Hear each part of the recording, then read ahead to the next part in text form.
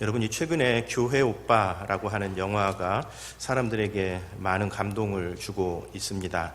사실 저는 이 영화는 직접 보지는 못했습니다.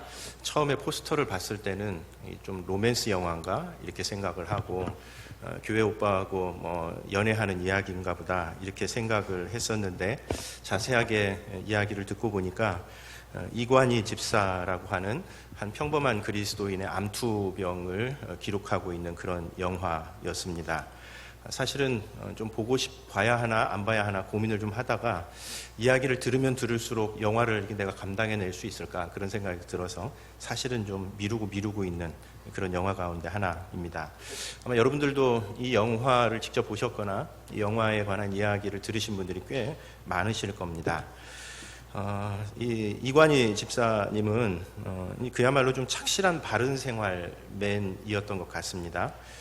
좋은 대학교 전기 전자 전파공학부를 4년 전액 장학생으로 다닐 만큼 아주 공부를 참 잘했고, 그리고 대학을 졸업하고 난 다음에는 대기업 연구원으로 굉장히 성실하게 살고 있었던, 누가 보더라도 착하고 누가 보더라도 바른 생활, 정말 얼굴 이렇게 사진을 보면 성실 이마에 딱 쓰여 있는 그런 사람입니다. 그런데 이분이 이제 아내와 만나서 결혼을 하고 난 다음에 첫째 딸 소연이를 낳으면서 이관희 집사님이 대장암 4기 판정을 받습니다. 그야말로 이제 청천벽력과 같은 그런 이야기였었죠.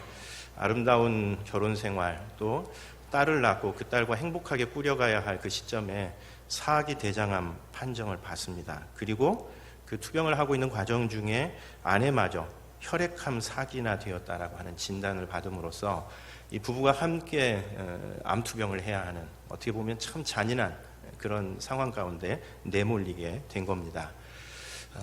이 본인들도 참 힘들었을 텐데 무엇보다 이 어머님이 굉장히 힘드셨던 것 같습니다. 그래서 기사를 읽어보니까 그 어머니께서는 이 자기 아들과 며느리의 이 소식 앞에 도저히 스스로를 주체하지 못하시고 아마 신앙인이었다고 제가 들었던 것 같은데, 결국은 스스로 목숨을 끊고 말았던, 그러니까 이제 엎친 데 덮친 격으로 불행이 계속해서 몰려오는 그런 상황이었고, 이관희 집사님도 나름 잘 버텨내고 잘 이겨내고 하고 있었지만 결국은 이 어머니의 죽음 앞에서는 자기도 어찌하지를 못하고 자신의 그 고통, 자신의 그 힘든 것이 다른 사람들에게 얼마나 무거운 짐으로 다가가는가, 이런 것들을 보면서 더 좀 힘든 그런 시절을 보냈다고 합니다. 그런데 그런 힘든 상황 가운데에서도 어쨌든 하나님 앞에 감사하며 하루하루를 최선을 다해서 살아가려고 노력했고, 또 본인 뭐 말할 것도 없고 주변 사람들도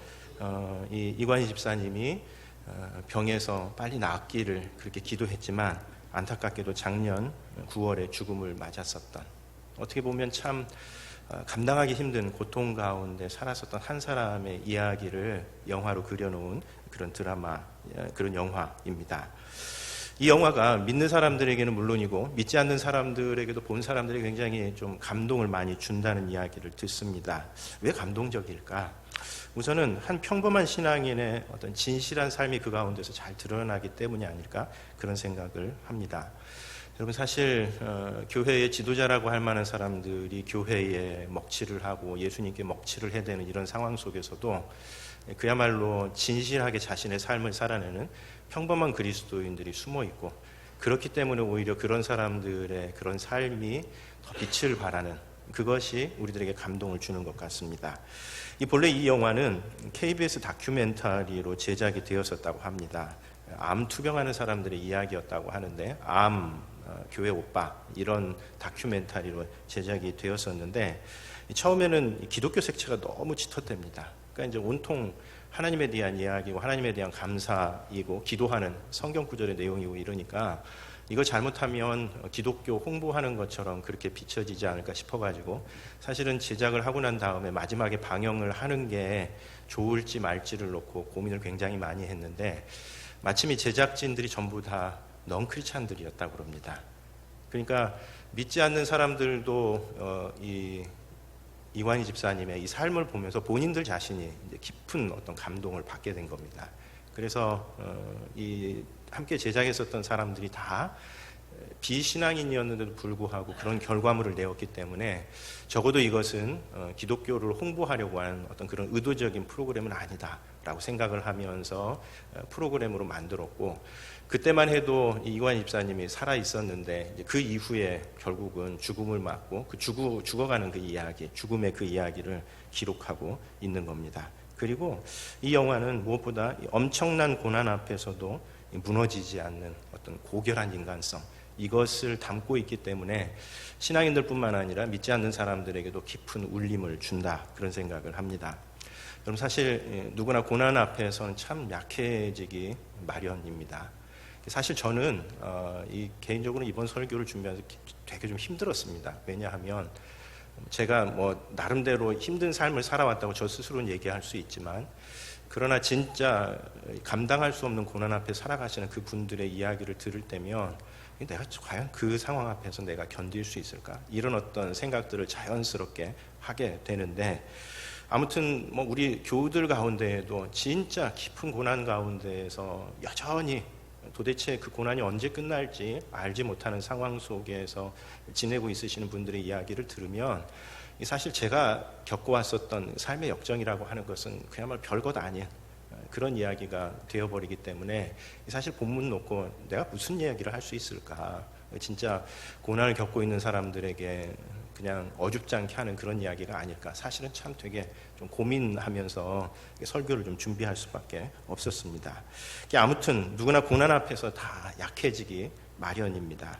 그리고 평범한 사람이라면, 아마 저 같았으면 이관희 집사님의 그런 상황이었으면 모든 것을 다 포기하고 무너졌을 그런 상황이겠구나, 이런 생각들을 해보게 됩니다. 저를 잘 알죠. 뭐가 약점인지도 잘 알고 어떤지도 잘 아는데, 그런 어떤 상황 속에서도 끝까지 자신을 지켜가려고 하고 하나님 앞에서 신앙인으로서 마지막 그 선을 지켜가려고 하는 이 모습들, 그래서 누구나 다 무너졌을 수밖에 없다, 그런 정도의 상황이면 누가 버틸 수 있을까, 이렇게 다 생각할 수밖에 없는 상황 속에서도 자신을 잘 세워가려고 노력하는 그런 어떤 마지막까지의 그 모습들이 많은 사람들에게 깊은 울림을 주고 많은 사람들에게 위로를 전해주는 것 같습니다. 그래서 실제로 후기를 보니까 기독교인이 아닌 사람들 가운데도 이 영화를 어찌어찌 보게 되었다가 그런 깊은 감동을 받은 사람들이 꽤 많이 있습니다. 여러분, 우리가 이 로마서 8장을 쭉 살펴가고 있습니다. 이 로마서 8장은 벌써 한 달쯤 지나버렸기 때문에 사실 기억 속에서 좀 가물가물 하시겠는데, 로마서 8장은 기독교 신앙의 백미와 같습니다. 로마서 전체의 절정이고, 사실 기독교 신앙의 온갖 보화가 한꺼번에 다 담겨져 있는 굉장히 소중한 보물 창고와 같은 일종의 종합 선물 세트와 같은, 그래서 신앙생활의 초창기부터, 처음 신앙생활을 시작하는 사람부터 시작해서 깊은 어떤 삶의 역정들을 보내는 그 모든 사람들에게 필요한 말씀들을 그때그때 주는 그런 아주 정말 기독교의 백미가 담겨져 있는 그런 말씀인데, 그 중심에 성령이 계신다라고 하는 겁니다. 오늘 이야기에서도, 그 고난에 관한 이야기에서도 성령께서 우리를 어떻게 도와주시는가에 관한 이야기를 해주고 있습니다. 오늘 본문이 우리에게 주는, 특별히 고난 앞에서 살아가는 우리들에게 주는 몇 가지 교훈이 있는 것 같습니다. 첫 번째, 사람은 참 연약한 존재다라고 하는 것을 이야기해 줍니다. 26절 말씀에 보면 이와 같이 성령도 우리의 연약함을 도우신다라고 그렇게 이야기합니다. 무슨 뜻이겠습니까? 인간은 다 연약한 존재다, 약한 존재다라고 하는 겁니다. 고난 앞에서 다 두려워할 수밖에 없고 고통 앞에서 몸부림칠 수밖에 없는 존재, 그것이 우리 사람이다라고 하는 겁니다.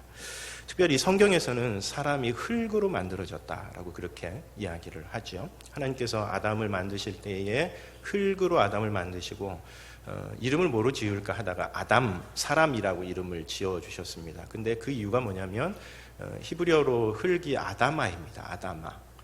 아다마에서 지어졌기 때문에 모음 하나 딱 빼고 아담이라고 하는 그런 이름을 붙여 주었습니다. 그러니까 사람은 흙과 같은 존재다라고 하는 겁니다.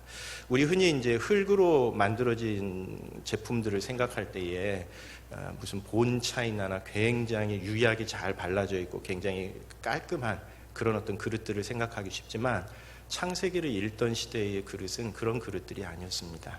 그냥 흙만 대충 빚어가지고 약간 그릇의 형태를 할 수 있도록 그렇게 만들어진, 우리가 생각하는 것만큼 그렇게 깔끔하고 보기 좋고 강한 그런 그릇이 아니었었다는 겁니다. 그냥 살짝 지나가다가 어딘가 부딪히면 금이 가거나 그냥 이렇게 뭐가 하나 깨져버릴 수 있는 그런 약한 존재, 사람이 그와 같은 존재라고 하는 겁니다. 삶에 살아가다가 이런저런 갈등과 어려움 속에서 마음이 상하기도 하고 상처가 나기도 하는 것, 연약한 존재다라고 하는 이야기를 오늘 본문에서 해줍니다. 베드로전서 3장 7절에 보면 거기 이제 부부간에 관한 이야기를 하면서 제가 이렇게 생각할 때마다 이렇게 제 자신을 좀 돌아보게 하는 말씀 하나가 있습니다. 남편들아, 이와 같이 지식을 따라 너희 아내와 동거하고 그를 더 연약한 그릇이요 또 생명의 은혜를 함께 이어받을 자로 알아 귀히 여기라 라고 하는 말씀이 있습니다. 그러니까 이제 부부간에 어떻게 서로를 대해야 되느냐라고 이야기할 때 남편들에게 특별히 아내들이 더 연약한 그릇이라고 여겨야 한다라는 이야기입니다. 이 말은 무슨 뜻일까요? 남자들은 강한 그릇이라는 뜻일까요? 아닙니다. 남자들도 연약한 그릇이라는 뜻입니다. 여자들은 더 연약한 그릇이고 남자들도 연약한 그릇. 사람이 흙으로 만들어졌기 때문에 그냥 작은 충격에도 그냥 금이 가고 깨어지는 그런 연약한 존재다라고 하는 겁니다. 그래서 사람은 누구나 고난 앞에서 두려워할 수밖에 없습니다. 특별히 목회자가 되어서 이제 사람들을 만날수록 더 많이 느끼는 것은 무엇인가 하면 강해 보이는 사람들일수록 사실은 그 가운데 아주 약한 구석이 진짜 있구나 하는 것들을 더 많이 깨닫습니다.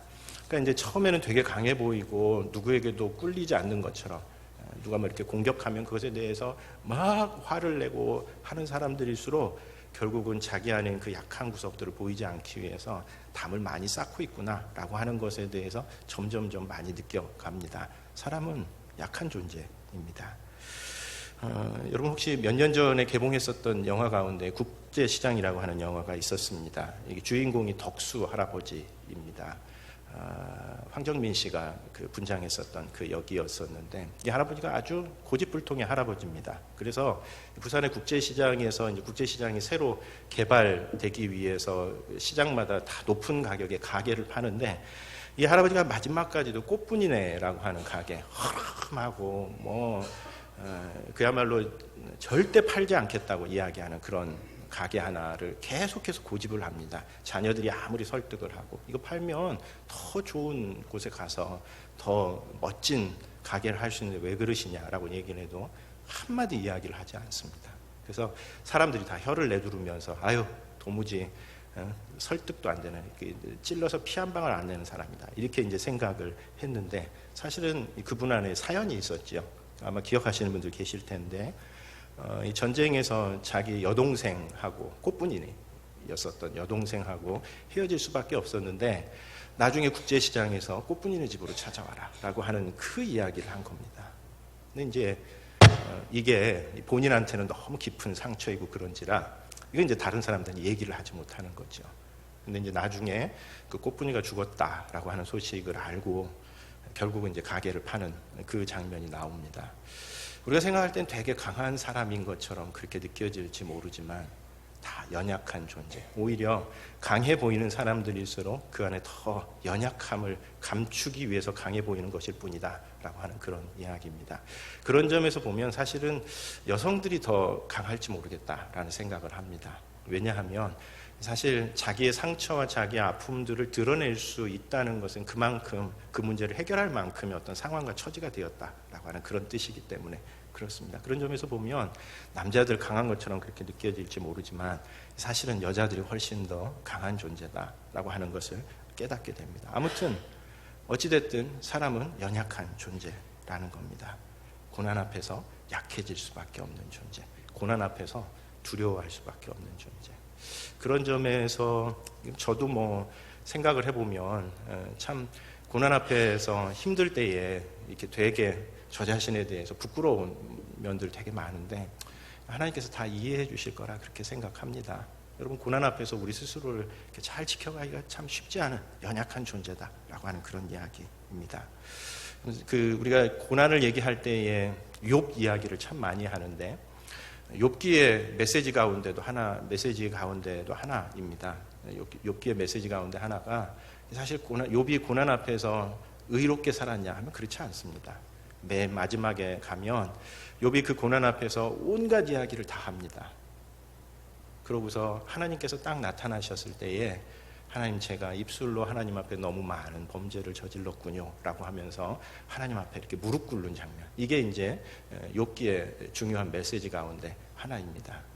그럼 사실 고난 앞에서 누구나 다 약해질 수밖에 없는 존재, 인간은 그런 존재다라고 하는 것을 이야기해 줍니다.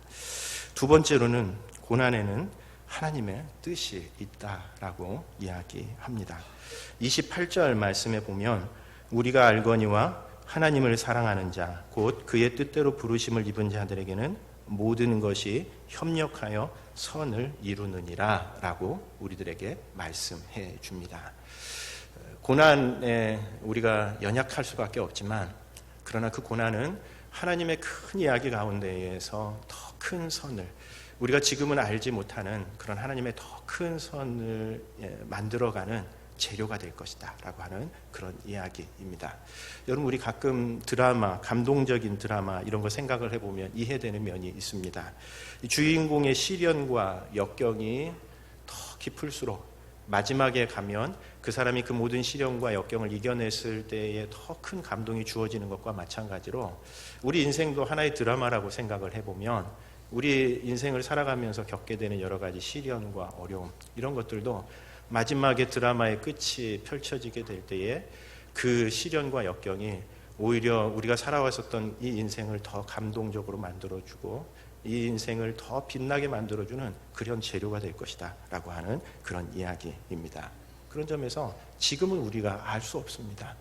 이야기의 중간에 있기 때문에, 이 이야기의 마지막에 어떻게 결론이 날지 우리 모두 다 알지 못하기 때문에 지금 왜 그런 시련과 어려움이 있는지 우리는 도무지 알 수 없지만, 그러나 오늘 말씀은 우리들에게 우리가 겪는 인생사의 그 모든 고난에 하나님의 선하신 뜻이 있고 마지막에 갈 때에 그 하나님의 뜻이 무엇이었는지가 마침내 드러나게 될 것이다 하는 것을 우리들에게 이야기해 줍니다. 이렇게 우리 모든 인생사에 하나님의 뜻이 있다라고 믿는 것을 섭리신앙이다라고 그렇게 부릅니다. 섭리. 하나님께서 우리 인생사에 일어나는 모든 일들을 하나님의 크신 뜻 가운데 주관하신다라고 하는 그런 뜻이죠. 여러분, 그렇죠? 우리 기독교 신앙의 가장 기본 아닙니까? 하나님께서 큰 주권 가운데 우리의 삶을 다스리시고, 그 이야기는 우리 인생사에서 일어나는 작은 일도 말할 것도 없고 큰 일도 하나님의 크신 섭리 가운데 있다라고 하는 겁니다. 그래서 그것을 섭리신앙이라고 그렇게 이야기를 합니다. 여러분, 이 섭리신앙은 우리에게 무엇을 가르쳐 주냐면 우리 인생에는 우리가 이해하지 못하는 부분이 반드시 있다라고 하는 것을 이야기해 줍니다. 여러분, 사실 우리 인생에 이해하지 못하는 부분들 너무나 많습니다. 일종의 패러독스입니다. 패러독스. 살아가면 살아갈수록 더 많습니다. 처음에는 이렇게 하면, A라고 하는 행동을 하면 B가 나타날 거라고 그렇게 생각하면서 살아가지만 여러분, 인생이 그렇게 단순하지가 않더라고요. A로 살아가도 희한하게 이상한 것들이 펼쳐지고 왜 그런지 잘 이해할 수 없습니다. 그런 점에서 이 섭리신앙은 우리가 우리 인생에 이해하지 못하는 부분이 있다라고 하는 것을 이야기해 줍니다. 사실 어떤 의미에서 보면 우리가 인생의 모든 것들을 다 이해해야 된다. 내 삶의 모든 것들을 내가 다 이해해야만 내 인생의 의미를 갖는다라고 하는 것도 이게 어떤 의미에서 보면 오만입니다. 그리고 이런 오만과 긴장이 사실은 우리를 더 지치게 만듭니다. 모든 걸 다 알아야 돼. 모든 걸 다 이해해야 돼. 우리 인간관계에서도 그런 경우들 좀 많이 보지 않습니까? 까닭 없이 저를 좀 미워하는 사람들이 좀 있습니다. 여러분 가운데도 그런 사람이 있을지 모르겠는데 눈초리를 보면 제가 대충 짐작이 좀 되는데 뭐 이유가 없어요. 물론 이유를 붙이지만 그 이유라고 하는 건 저를 잘 몰라서 그런 경우인 경우도 많고 그냥 딱 첫인상이 마음에 안 들어서 그러는 경우들도 있습니다. 여러분, 그럴 때에 처음에는 왜 저 사람이 나를 미워할까? 저걸 고쳐야지 이렇게 생각을 했지만 사실 그게 참 사람 뜻대로 안 된다는 것을 많이 깨닫습니다. 왜냐하면 아무런 이유 없이 나를 좋아해 주는 사람이 있듯이 누군가는 또 별다른 이유가 없는데도 나와 불편한 관계를 맺고 살아가는 사람들은 있을 수밖에 없다라고 하는 이야기입니다. 오히려 그것을 내 영역 안으로 끌어들이려고 하는 그런 어떤 오만과 긴장이 우리를 훨씬 더 피곤하게 만들어줍니다. 그런 점에서 이 섭리신앙이라고 하는 것은 우리 인생에서 일어나는 모든 일들이 우리가 다 이해할 수는 없지만 그러나 하나님의 크신 섭리 가운데에서 하나님의 뜻이 있다라고 하는 것을 받아들이는 것은 우리들을 굉장히 자유롭게 만들어줍니다. 요즘 우리 아주머니들이 굉장히 좋아하는 드라마 가운데 하나 봄밤이라고 하는 드라마가 있다고 그럽니다. 저도 이제 드라마 가끔 이렇게 챙겨 보는데 이 드라마도 가끔가다 이렇게 봅니다. 집중해서 보지는 못하고 보는 데에 이 지호라고 하는 이 친구가 주인공인데 남자 주인공인데 이 주인공이 하는 그 이야기가 굉장히 좀 여러 가지 것들을 생각하게 만들었습니다. 제가 이제 드라마 작가들이 이 사람들이 참 통찰력이 있구나라고 하는 것들을 느끼게 되는데 그런 가운데 하나였습니다. 아마 아시는 분들은 아시겠지만 이 지호라고 하는 이 친구가 사실은 결혼에 한번 실패한 좀 경력이 있는 그런 친구입니다. 이제 새로운 사랑을 찾아 나가는 그 과정 중에서 겪는 그런 어떤 갈등 이것을 다루고 있는 그런 드라마인데 꼭 보실 필요는 없습니다. 그냥 요 지점이 중요해서 드리는 거니까 이 친구가 사실은 이제 아들이 있습니다. 근데 이 아들은 어떤 아들이냐면은 처음에 결혼을 하고 난 다음에 제가 그 부분을 정확하게 아주 세심하게 듣지는 못했는데 대체로 어떤 사연이냐면 아들을 낳고 난 다음에 아내가 그냥 갑자기 배신을 했습니다. 이유도 얘기하지 않고 곁을 떠난 겁니다. 그러니까 이제 아들을 자기가 키워야 하는 그런 입장이 되었는데 이 지호가 그 때문에 너무 괴로웠대요.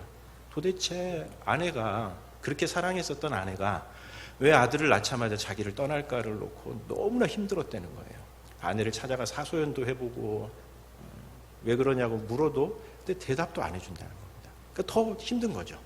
이유라도 얘기해 줘야 될 텐데 하다못해 딱이라도 때리면서 너 인만 못됐어 이런 이야기를 해주면 풀릴 텐데 그런 얘기도 해주지 않으면서 그러니까 너무나 힘들었답니다. 그런데 이 지호가 자신의 마음을 추스리게 됐었던 생각 하나가 있었습니다. 그게 뭐냐면 내가 다 이해하지는 못하지만 무언가 이유가 있겠거니 생각하니 조금은 마음이 편해지더라 하는 이야기를 합니다. 그러니까 자기 아내의 입장에서 자기가 우리 인간관계에서 그 사람이 생각을 우리가 어떻게 다 읽을 수 있습니까? 아마 내가 본인 이해하기 힘든 어떤 이유가 있겠거니 생각하니까 자기가 그때에서야 부인에게 또 그런 이유가 있겠구나 생각하면서 마음이 좀 편해지더라 하는 그 이야기를 합니다. 무슨 뜻이겠습니까? 여러분 무언가 이유가 있다. 내가 다 이해하지 못하는 그런 부분이 있다는 것이 오히려 우리를 더 자유롭게 만들어준다 하는 그런 이야기입니다. 여러분 이유를 댄다고 해서 그게 납득이 될까요? 납득되지 않습니다. 이 성공회의 아주 큰 지도자 가운데에 로안 윌리엄스라고 하는 분이 있습니다. 캔터베리 대주교를 지내신 분인데 이분이 2005년도에 신문에 한 이런 글을 실었습니다. 신앙인들은 자신의 한계 밖에 있는 어떤 부름과 초대에 열려있는 사람들이다. 조금 어려운 표현들인데 자신을 넘어서는 어떤 부름 그리고 초대 이런 것들이 우리 인생에 있다라고 하는 것을 받아들이는 사람들이 신앙인이라고 하는 그런 뜻입니다. 신앙인의 반응은 지적 이해를 구하는 것이 아니라 우리에게 열려있는 길 중에서 그 상황을 변화시키는 길을 찾는 것이다. 특이한 사실은 이처럼 고통당하는 사람들이든 이를 돕는 사람들이든 이러한 응답에 깊이 투신하는 사람들은 이에 대한 어떤 부족한 설명을 메우기 위해 에너지를 소비하지 않는다는 것이다. 그들은 어찌 보면 서투르고 논리 정연하지 않은 것처럼 보인다. 그러나 그들은 두 가지를 분명히 알고 있다. 그것은 계속되어야 할 어떤 용기와 비전에 대한 깨달음이요, 사랑과 봉사의 실천이라는 명령에 대한 깨달음이다. 이런 처지에서 하나님은 이들에게 그저 하나의 신실한 현존으로 나타날 뿐이다 라고 하는 글을 쓰신 적이 있습니다. 무슨 뜻일까요? 우리 삶의 고통과 고난 앞에서 우리의 영역을 넘어서는 부분들이 반드시 있다는 겁니다. 그러나 신앙인은 그 영역이 있다는 것을 알고 내가 이해하지 못하는 부분에서 하나님이 나를 어떤 삶으로 부르시는가 하는 것에 대해서 생각하면서 그것을 실천하려고 하는 사람들, 그런 의미에서 용기와 비전을 가지고 그 고난 앞에 맞서는 사람들이고, 더불어서 그 가운데서 사랑과 봉사를 실천하는 사람들이다 라고 하는 그런 이야기입니다. 그런 점에서 이 고난이라고 하는 것은 이해하고 설명하는 것이 아니라 극복되는 것이라는 이야기가 있습니다. 그럼 고난은 이해되지 않습니다. 그냥 극복해야 하는 것입니다. 세 번째로, 성령께서 우리를 도와주신다라고 하는 것을 오늘 본문은 이야기해 줍니다. 우리 26절 말씀 한번 같이 읽어보도록 하겠습니다. 26절 같이 읽습니다. 이와 같이 성령도 우리의 연약함을 도우시나니 우리는 마땅히 기도할 바를 알지 못하나 오직 성령이 말할 수 없는 탄식으로 우리를 위하여 친히 간구하시느니라. 그렇게 고난 가운데 있는 성도들, 고난 가운데 있는 우리, 고난 가운데 있는 나를 위해서 성령께서 친히 간구하신다라고 하는 약속의 말씀을 우리들에게 주십니다. 왜냐하면 우리가 연약한 존재이고 고난 앞에서 두려워할 수밖에 없고 고난 앞에서 무너질 수밖에 없는 존재인 것을 하나님께서 너무나 잘 아시기 때문에 우리를 도와주시는 성령을 통해서 우리를 도와주신다라고 하는 이야기입니다. 오늘 본문에는 사실 우리가 눈여겨보지는 않았지만 세 가지의 탄식이 나옵니다. 탄식이라고 하는 것은 고난 가운데서 내뱉는 신음소리입니다. 우선 피조물의 탄식이 있습니다. 22절에 보면 피조물이 다 이제까지 함께 탄식하며 함께 고통을 겪고 있는 것을 우리가 아느니라 라고 이야기를 합니다. 그러니까 온 피조물들도 고통과 고난 가운데 살아간다라고 하는 이야기입니다. 그 고통과 고난 가운데에서 하나님 앞에 탄식하고 있다라고 하는 것이 첫 번째 탄식입니다. 여러분, 사실 이 말은 예전에는 이게 도대체 무슨 뜻인지 잘 이해가 되지 않았습니다. 이 세상에 있는 피조물들, 쉽게 얘기하면 나무와 풀들이 탄식하고 있다? 이게 뭔 소리야? 이게 무슨 이야기일까? 그냥 예전에는 이게 그냥 문학적인 표현이거나 상징적인 표현이겠거니 그렇게 생각을 했습니다. 그러나 오늘 우리들은 이 말이 무슨 말인지를 어느 시대를 살았었던 사람들보다 아주 뚜렷하게 이해합니다. 여러분, 오늘날 피조물들은 왜 탄식하지요? 피조물들도 죄의 영향력 아래 신음하고 있기 때문에 그렇습니다. 그 인간의 탐욕이 나온 자연 파괴 때문에 얼마나 많은 피조물들이 고통을 겪고 고난을 겪고 있습니까? 생존의 위협에 몰려있는 그런 종들이 얼마나 많이 있습니까? 그런 점에서 보면 이 말씀은 인간의 그 죄 때문에 피조물들이 탄식하고 있다. 특별히 오늘 말씀에 보면 하나님의 구원이 온 땅에 나타나게 될 그 날을 피조물들도 고대하고 있다. 그러니까 쉽게 얘기하면 역사의 마지막 날에 예수님께서 재림하셔서 이 땅에 하나님 나라가 이루어질 그때를 우리들만 고대하고 있는 것이 아니라 피조물들도 속히 그날이 와서 자기들도 자유에 이르게 되기를 바라고 있다. 그러면서 탄식하고 있다라는 이야기를 합니다. 두 번째 탄식은 성도들의 탄식입니다. 그러니까 그만큼 이 세계 안에 이 온 고통과 고난 속에 있다라고 하는 그런 이야기입니다. 23절 말씀, 그뿐 아니라 또한 우리 곧 성령의 처음 익은 열매를 받은 우리까지도 속으로 탄식하며 양자될 것, 곧 우리 몸의 속량을 기다리느니라 라고 이야기합니다. 첫 번째 탄식은 피조물들의 탄식이었다면 두 번째 탄식은 우리 성도들, 우리의 탄식입니다. 고난 가운데 이 땅에서 아직 죄가 다 해결되지 않았고 하나님 나라가 완성되지 않았기 때문에 그리스도인으로 살아가면서 겪게 되는 그 고난과 고통 앞에서 우리들도 탄식하고 있는 것을 이야기를 하고 있습니다. 여러분, 그리스도인이라고 해서 고난에서 면제되지 않습니다. 그리스도인이라고 해서 모든 고난에 다 이유가 있는 것처럼 확실하게 이해할 수 있는 것도 아닙니다. 그냥 묻어들고 갈 수밖에 없는 자기 몫의 고난이 있습니다. 그리고 그 고난은 누구도 대신할 수 없습니다. 누구도 대신 울어줄 수 없습니다. 그냥 우리가 꼿꼿이 마지막까지 견뎌내야 하는 그 고난, 누구에게나 다 있다라고 하는 이야기입니다. 그리고 세 번째 탄식이 있는데 그것이 탄식하는 성도들을 위한 성령의 탄식입니다. 우리 26절 말씀 한번 다시 읽어보도록 하겠습니다. 26절 다시 한번 읽습니다. 이와 같이 성령도 우리의 연약함을 도우시나니 우리는 마땅히 기도할 바를 알지 못하나 오직 성령이 말할 수 없는 탄식으로 우리를 위하여 친히 간구하시느니라. 예, 그렇게 탄식하고 있는 그 성도들을 위해서 깊은 고난 가운데는 도대체 뭘 기도해야 될지도 잘 생각나지 않습니다. 하나님의 뜻이 뭔지도 잘 모르겠고 도무지 이게 언제 끝날지도 잘 몰라서 기도도 잘 되지 않습니다. 그럴 때에 성령께서 우리의 그 깊은 탄식을 보면서 성령께서 우리들과 함께 탄식하면서 우리를 위해 기도해 주신다라고 이야기를 합니다. 그런 점에서 누구도 우리를 대신해서 울어줄 수 없습니다. 우리 인생의 고난, 우리 인생의 몫에 담겨져 있는 그 고통들은 우리 혼자서 오롯이 다 감당해내야 합니다. 그러나 오늘 본문 말씀은 누구도 우리를 대신해서 울어줄 수는 없지만 성령께서, 하나님께서 우리와 함께 우시면서 그 고난을 이겨낼 수 있도록 해주신다라고 약속해 주십니다. 특별히 이 말씀은 제게 되게 좀 이렇게 아주 큰 의미로 다가왔었던 때가 한 번 있었습니다.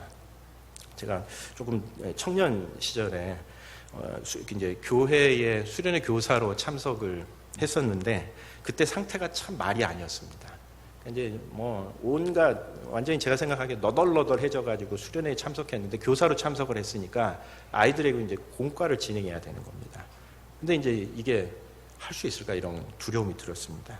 뭐 가정 문제와 진로 문제와 그 다음에 사역을 열심히 했는데도 열매도 잘 나타나지도 않고 그 다음에 중고등부 제가 가르치고 있었던 그 중고등부 아이들 사이에 얽히고 설킨 그 문제들 거기다가 약간 좀 우울감까지도 제 안에 이렇게 딱 자리를 잡으니까 학생들한테 이렇게 뭐 앞에 나서서 뭐 해야 된다는 것이 이게 그렇게 부담스러울 수가 없더라고요. 학생들을 도대체 내가 가르칠 처지가 아니다. 근데 수련회는 왔고 교사가 그렇다고 그래서 내 처지가 이러니 너희들 알아서 해라 이렇게 얘기할 수도 없고 이래가지고 속으로 끙끙 앓으면서 깊이 고민하고 있었던 중에 제 입에서 좀 흘러나왔었던 찬양이 하나 있습니다. 그게 바로 마음이 지쳐서 기도할 수 없고 라고 하는 찬양입니다. 마음이 지쳐서 기도할 수 없고 눈물이 빗물처럼 흘러내릴 때 주님은 우리 연약함을 아시고 사랑으로 인도하시네. 누군가 널 위하여 누군가 기도하네. 내가 홀로 외로워서 마음이 무너질 때 누군가 널 위해 기도하네.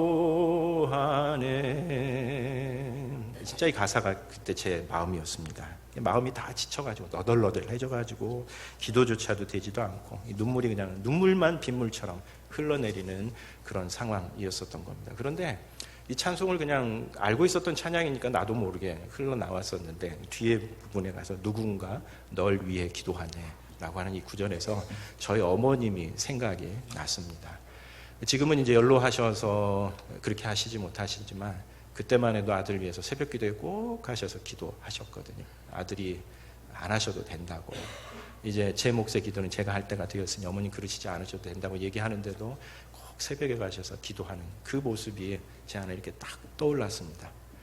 누구도 내 고통을 알아주지 못한다고 이야기하고 나 혼자 외롭게 고통 가운데 탄식하고 있다는 생각을 했을 때에 어머님께서 나를 위해 기도해 주신다는 것이 얼마나 큰 위로가 되었는지 모릅니다. 그러면서 이 로마서 8장 26절의 말씀이 떠올랐습니다. 어머님만 기도해 주시는 것이 아니라 성령께서도 너를 위해서 기도합니다. 너의 그 깊은 탄식, 너의 그 연약함을 누구보다도 잘 아시는 성령께서 너를 위해 기도하고 있다. 누구도 대신 울어줄 수 없지만 함께 울어주는 사람이 있다. 그러니 고난 앞에서 약해지지 말아라 하는 그 음성이 제게 들려주신 음성이었습니다. 그런 점에서 여러분, 우리 살아가는 삶에 여러 가지 힘들고 어려운 점들 참 많습니다. 누구도 그러나 그 고통 대신하지 않습니다. 누구도 대신 울어줄 수 없습니다. 그러나 오늘 본문은 누군가 함께 울어주는 사람이 있고 그 사람들 때문에 우리가 고난에 지지 않고 이길 수 있다라고 하는 것을 약속해 주십니다. 여러분 한 주 동안도 고난에 지지 않고 이겨내시는 우리 교우님들 되시기를 바랍니다. 기도하겠습니다.